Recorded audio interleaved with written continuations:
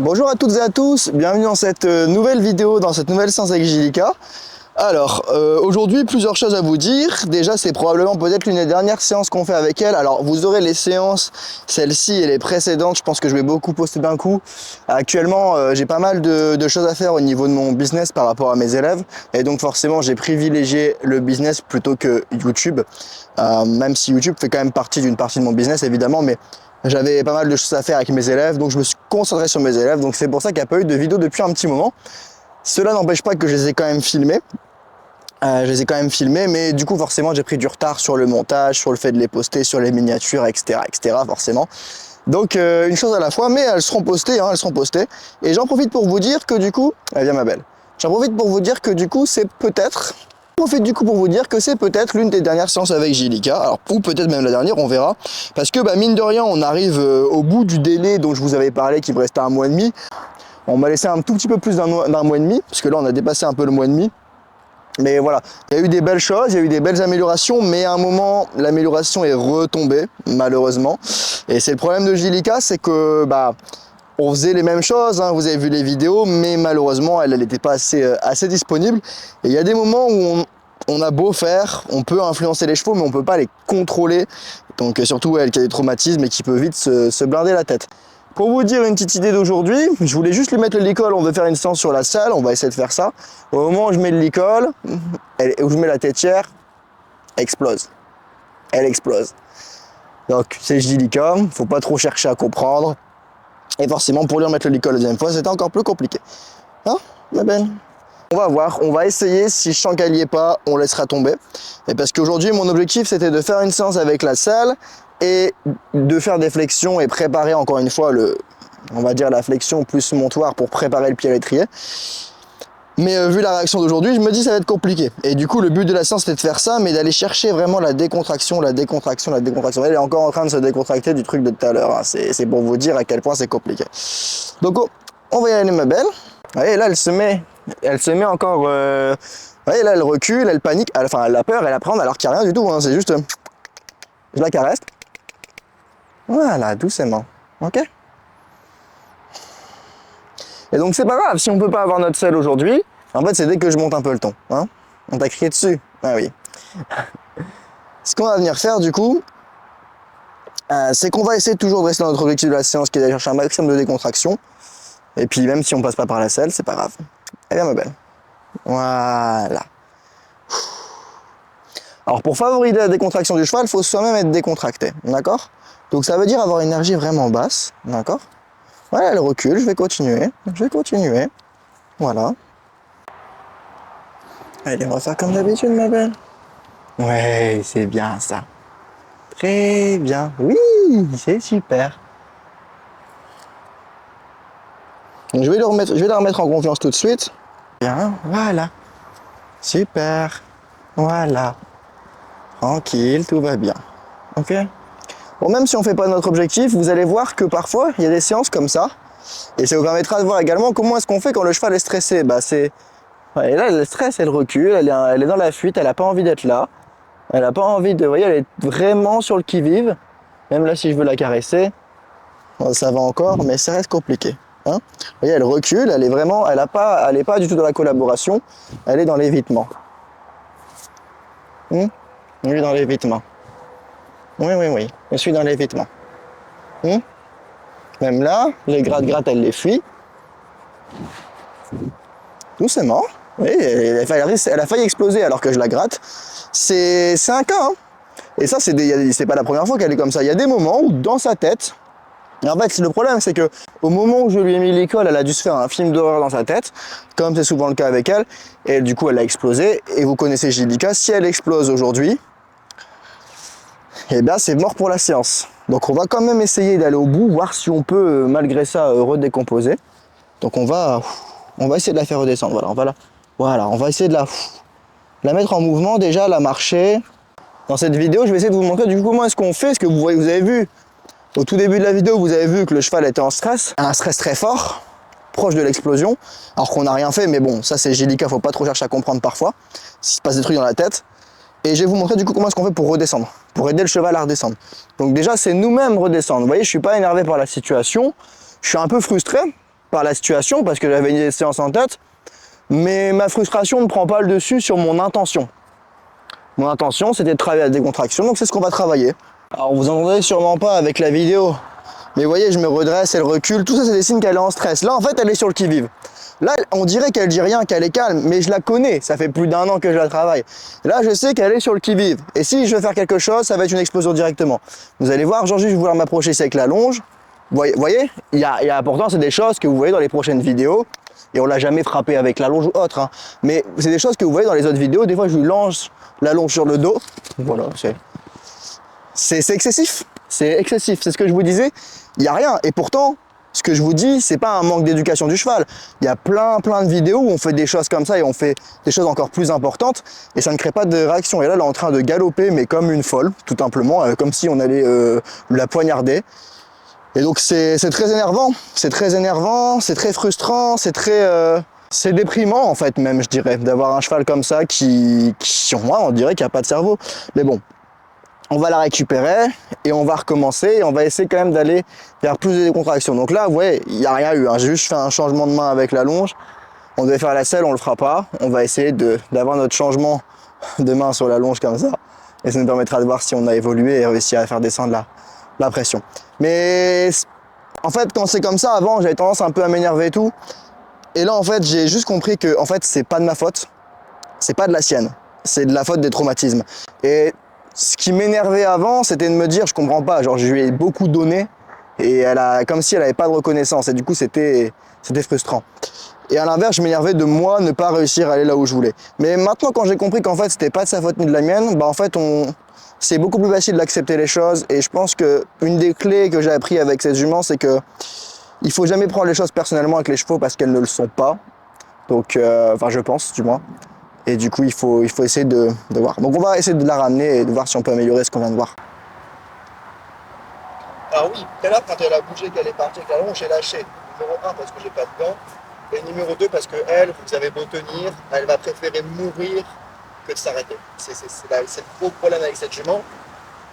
C'est qu'en fait, elle défonce tout le temps tout. Et donc en fait, vous avez beau mettre ce que vous voulez, au final, si vous durcissez, vous allez juste faire. C'est grave, hein. C'est grave. Hein. Bon, bah de toute façon, là, je me suis rendu compte que j'avais oublié de remettre le micro. Neuro, est-ce que c'est neuro ou pas? Franchement, j'ai envie de dire non, parce qu'on a quand même eu de l'amélioration, et quand c'est neuro, il n'y a pas d'amélioration. Mais des moments, quand je vois, c'est quand même dingue. Il y a 2-3 semaines, je me mettais sur son dos en sac à patates dans les pâtures, et là, des explosions qui viennent de nulle part, quoi. Donc c'est déprimant. C'est déprimant quoi. Le cheval ne fait aucun effort. Un petite Candy. Ah, c'est une bonnette très intéressante parce que au début elle ne se laissait pas du tout attraper, ni toucher. La petite, oui. Elle est toujours un petit peu dans l'appréhension. Voilà. Elle est toujours dans l'appréhension, mais elle est quand même dans cette envie. Viens Candy. Viens ma belle. Oui. Elle est dans l'appréhension, mais elle est quand même dans cette envie de venir faire un effort et de venir chercher à comprendre comment ça marche. Voilà. C'est une bonne petite bonnette. Vous voyez. Et elle, c'était surtout ses oreilles. On m'a dit on peut jamais lui toucher les oreilles. J'ai réussi à lui toucher les oreilles un petit peu plusieurs fois. Vous voyez, elle aime pas. Hein. Ouais, c'est bien Candy. Et vous voyez, elle est dans l'appréhension, mais c'est pas du tout le même niveau d'appréhension que Angelica. Vous voyez bien, elle est dans l'appréhension, ça se voit dans son corps. Un petit Candy. Oui. Petite Candy.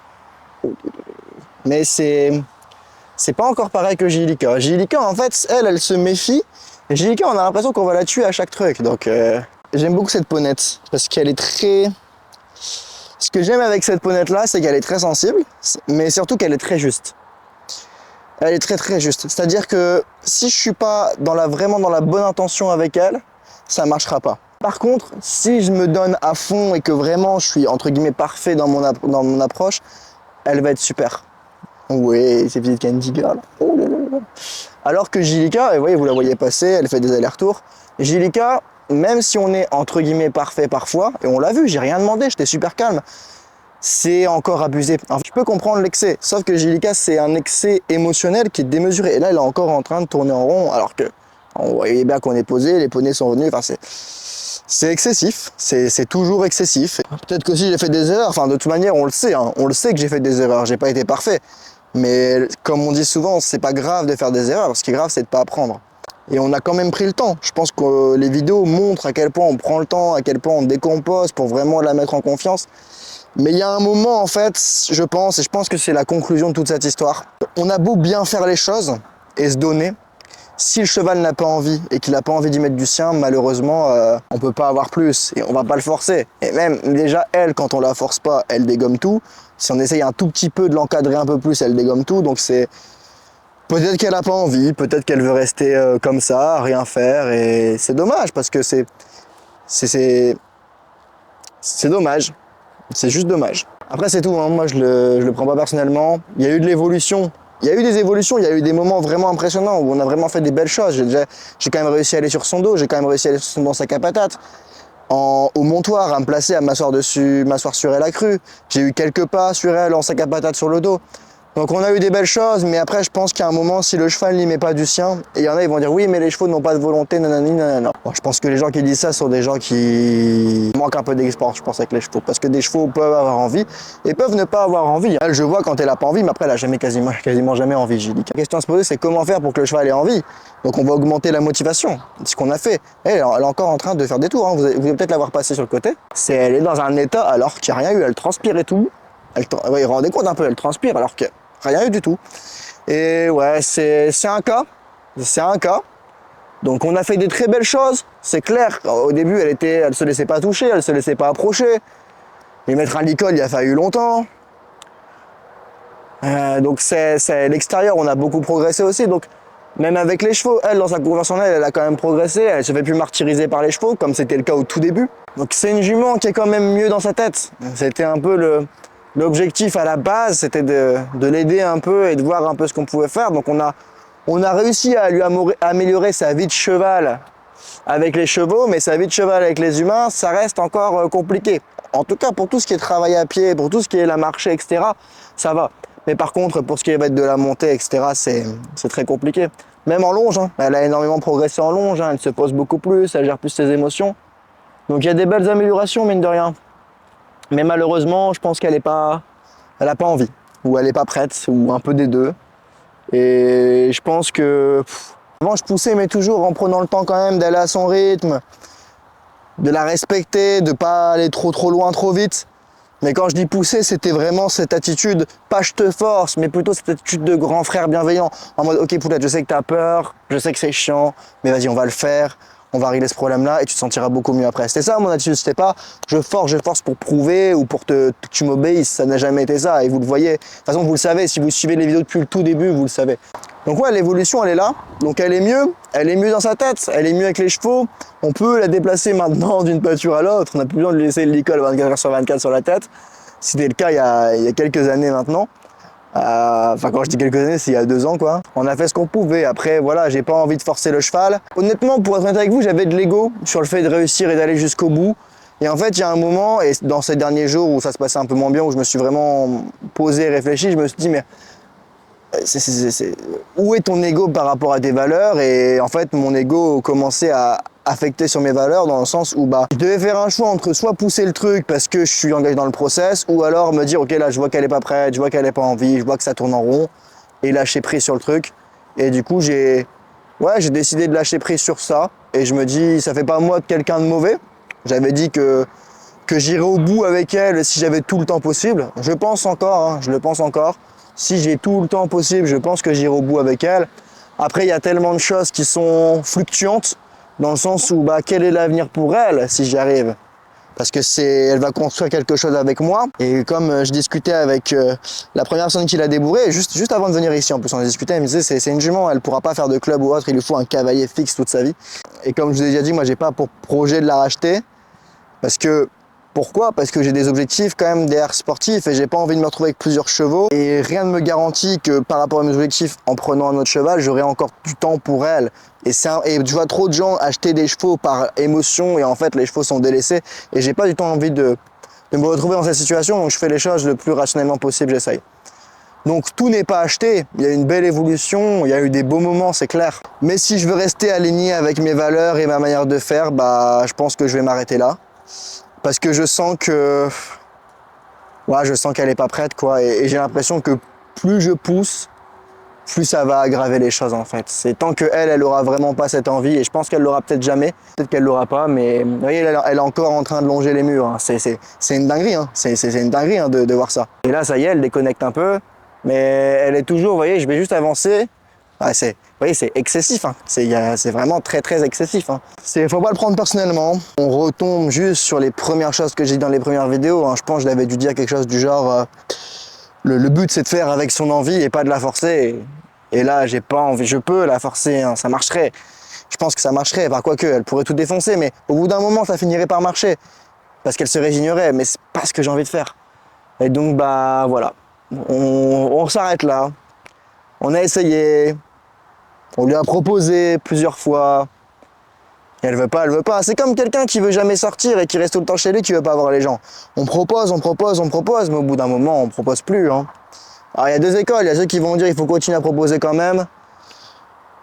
Moi je pense qu'il faut s'investir pour les autres, mais il faut pas se sacrifier inutilement pour les autres. Je dis inutilement parce que, encore une fois, c'est pas ma jument. C'est pas moi qui en ai la responsabilité. Et même si c'était la mienne, je pense que je prendrais la même décision que je prends actuellement, c'est de stopper et de calmer le jeu. Et alors il y en a, ils vont dire oui, mais tu disais que c'était un processus et que ça prenait du temps. Ouais, c'est un processus, mais après, il faut se poser la question, au service de quoi est-ce qu'on met le processus? C'est vraiment une gratteuse. Hein. Est-ce qu'on met le processus au service de notre ego ou au service du cheval? Là, si je continue sur le processus, c'est pour le mettre au service de mon ego, pas au service du cheval. On voit que ça fonctionne pas. Elle est capable de le faire. On a vu, elle est capable. Elle a la capacité de faire les choses. Bien sûr qu'elle a la capacité, mais elle n'a pas l'envie. Elle n'a pas l'envie. Et c'est comme pour le saut d'obstacle, hein. Elle a des grosses capacités en saut d'obstacle, vous l'avez vu dans différentes vidéos. Mais elle n'aime pas ça. Elle aime pas ça. Elle a la capacité de sauter à peu près tout ce qu'elle veut, mais par contre, elle fait quand même tomber les barres, parce qu'elle s'en fout. C'est une jument qui n'a pas de mental. C'est quoi ces bannières hein? Oh, mes japonais. C'est une jument qui n'a pas de mental, qui n'a pas de mindset, et c'est tout. Les gens qui l'ont travaillé, ça a été traumatisant pour elle. Attention, je suis pas en train de dire que les gens qui l'ont travaillé ont voulu la traumatiser. Absolument pas. Je les connais, c'est pas des gens comme ça. Ils ont fait des erreurs, mais moi aussi j'ai fait des erreurs. Et avec elle, le problème c'est qu'une erreur, elle se coûte extrêmement cher. Et je pense que ces gens-là ont fait du mieux qu'ils pouvaient. C'est vrai qu'à un moment, j'ai critiqué. J'ai critiqué. Pourquoi? Parce que j'avais de l'ego et parce qu'on m'avait donné des informations qui étaient fausses également. On m'avait donné des informations qui étaient fausses, donc forcément, j'ai juste expliqué ce qu'on m'avait dit qui au final est faux. Mais voilà, je suis pas, comme j'ai dit, je suis pas un expert, je suis pas un gourou, je suis pas un demi-dieu, j'ai fait de mon mieux. Et là, j'ai pas envie de pousser pour qu'au final le cheval fasse, mais qu'elle soit mal et qu'elle ait pas envie. En fait, c'est horrible. Ce serait horrible pour moi de voir que le cheval fait et tout le temps il est là, il a pas envie et il force. Ça, c'est pas l'équitation que j'ai envie de pratiquer en tout cas. 35 minutes de vidéo, elle vient seulement de s'arrêter, ok? Et de se poser avec les poneys. Donc ouais, c'est pas un cheval facile. On a fait du mieux qu'on pouvait, mais comme je me répète sûrement dans cette vidéo, mais comme je dis, au bout d'un moment, si le cheval ne veut pas faire le chemin, on va pas le forcer. En tout cas, de comment je vois les choses. Après, je sais pas comment ça va se passer par la suite. Est-ce qu'ils vont la garder? Est-ce qu'elle va être poulinière? Apparemment, c'est quand même le scénario le plus probable. Est-ce qu'elle va être vendue? Bon courage pour la vendre, mais ça va être compliqué.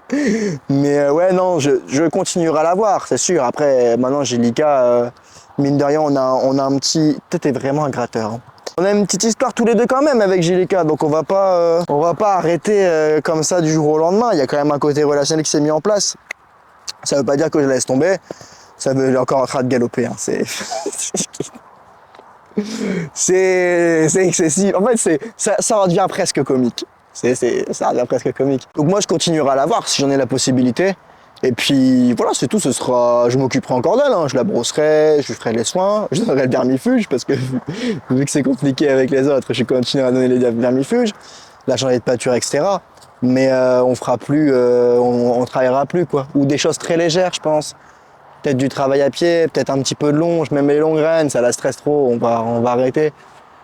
Des trucs pour le kiff quoi, et pas tant travailler sur les traumatismes. On va laisser un peu tomber cette histoire-là. C'est pas abandonner, on pourrait croire que j'abandonne, mais moi je le vois pas comme un abandon. En fait, dans tous les cas, j'abandonne quelque chose.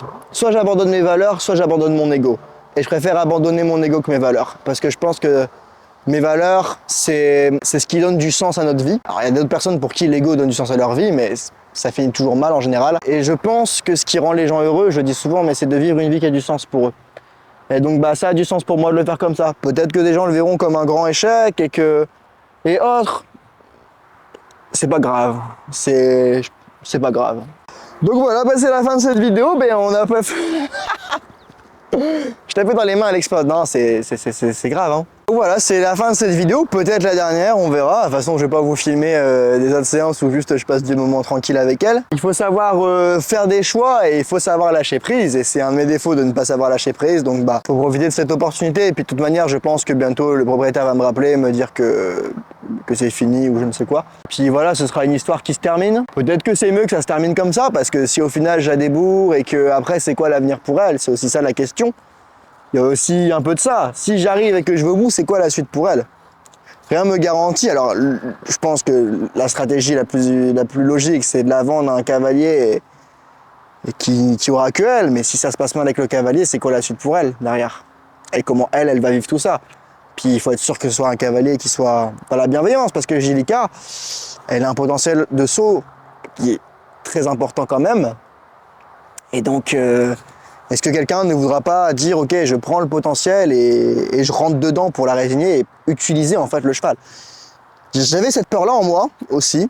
Donc on verra. Peut-être que d'autres personnes vont vouloir travailler par, je sais pas. Franchement, je sais pas ce qui va se passer. Moi, en tout cas, à cet instant T, je vois que la jument là, elle commence un peu à saturer. Et du coup, je décide de prendre une pause, dans le sens la laisser tranquille et arrêter de pousser sur des choses qui la mettent mal à l'aise, quoi. Parce qu'au final, elle le vit mal, moi je le vis mal aussi. Et au bout d'un moment, il faut lâcher prise. Puis encore une fois, ça ne veut pas dire que je l'abandonne, ça veut juste dire que on laisse un peu ça de côté. Peut-être définitivement, encore une fois, c'est pas mon cheval, c'est pas moi qui décide. Mais je suis quand même content de ce qu'on a pu vivre. J'ai le soleil dans les yeux, je suis désolé d'avoir fermé les yeux toute la vidéo. Je suis quand même content de ce qu'on a pu vivre. Et puis, c'est pas la fin, ça veut juste dire que ce sera différent maintenant. Donc voilà, peut-être le dernier épisode. Sur ce, prenez soin de vous et je vous dis à la prochaine. Bye tout le monde.